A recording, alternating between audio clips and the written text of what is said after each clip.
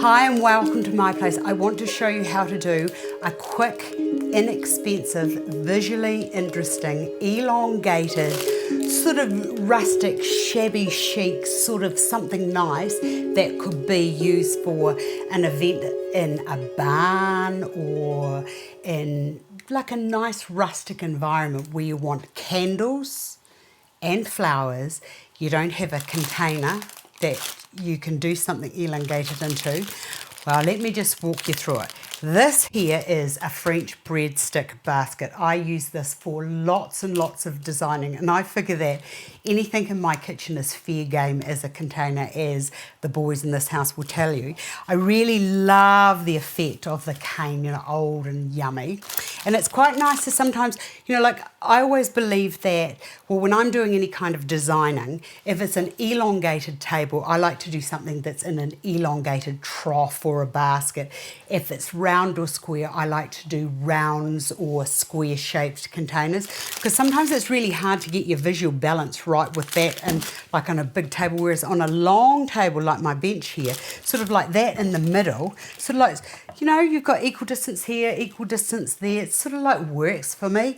Now, the other thing I wanted to introduce today is not only are we going to have the candle, I also wanted to introduce these beautiful orchids. These Cymbidium orchids have been my favourite all of my life, and it's just so refreshing to see these colours starting to come back. And what I loved about this when I looked into it, it was sort of like it blended quite beautifully with the cane of the container, so that's the reason why I'm going to use it. Plus, I've got this lovely candle. This candle has the most divine smell, and I love the colourway, which works quite beautifully with the colourway or the rusted colour of the candle holder. It's also got this beautiful blacky look in there, which is sort of like, comes quite, look at all, they all sort of like lend and blend themselves quite nicely back into the darkness that's inside the container. I've also got these lovely, I think these are called voodoo succulents, I'm not sure, but I have got these, well, I don't have them grown, my neighbour's got them grown, but she's away at the moment and I can't get over the fence or through the gate to get there because she's locked me up. But you could put something like that with it, or you could even put something like this with it, because they're all sort of like blending, the colours all sort of like lend and blend to each other. So if you're doing any designing and you're a wee bit stuck, just remember, it's a long elongated table. I'll use an elongated basket or trog or whatever you want to use. And then looking at your components, like this is a beautiful, there's lovely colours in this beautiful cane here. And then when I look at this, when I look into there and I look into there, I see the colours. When I look into here, the colours are all starting to work. So it's pretty much just a jigsaw of colours and like a jigsaw puzzle. You just put all the colours together and nature's done all of the hard work. All you have to do is just put them together.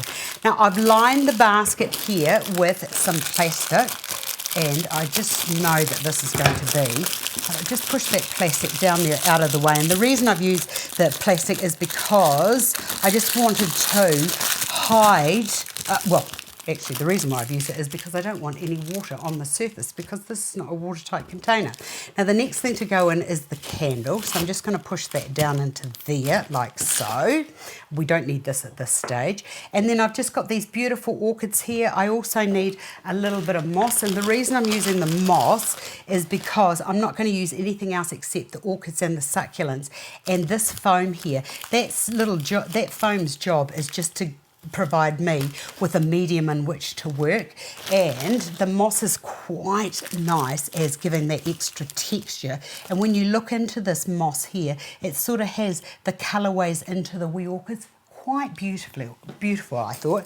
Now, when it comes to putting things like orchids that have got little bendy stems into something like this, you need to be just cheating the whole system here. So I can get away with having one in there, so I can just push that into there, and then with this end here, cut that, and then that can just be pushed down into there, making sure that all that plastic and everything is covered.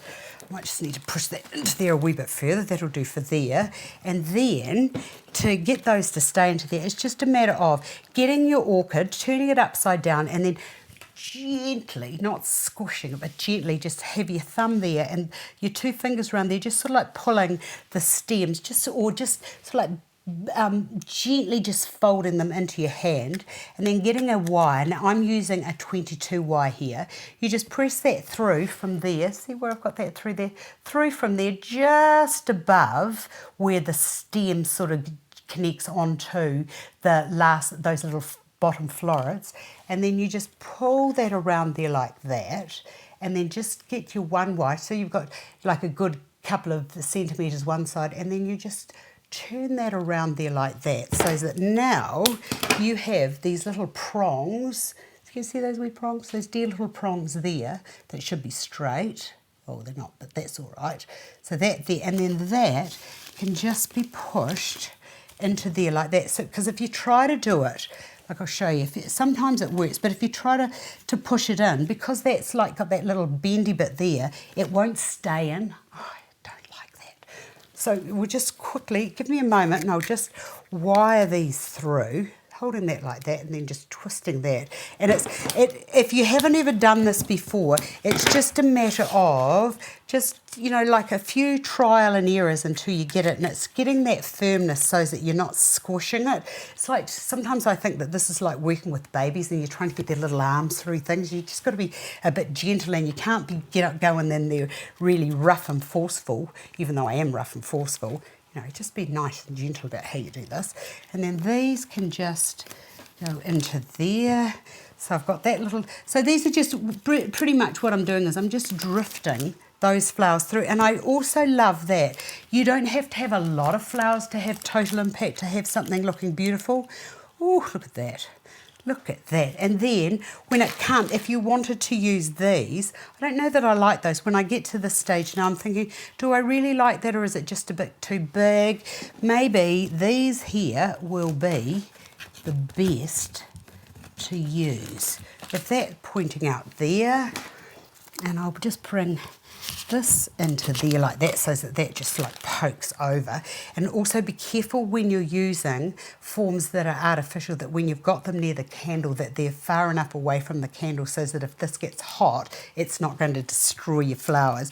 And the other thing I need to tell you is that fresh flowers and candles don't actually work very well together. I'm just going to push that up into there, and I need a couple more of these to put into this design to finish it off. So I'll just show you that wiring again, in there, through there, down there like that, turn that around. And the wire, as I said, the wires just makes it better to manipulate and to control, so that you can now place your flowers in. And I just need that to sort of go down there like that. And because that's going that way, and I've got this wee space in here, I'll just put that into there like that. And there we have a really inexpensive, easy to put together, a stem of orchids, a few succulents, a little bit of moss into a nice container. And if it's a really, really long container,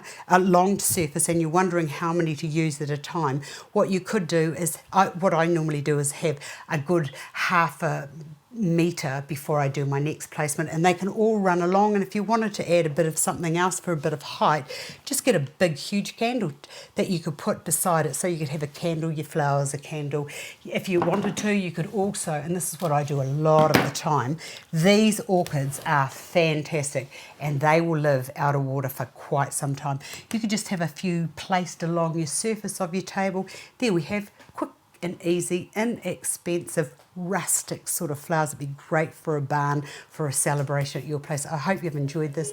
I've enjoyed sharing it with you, and I'll see you again another day.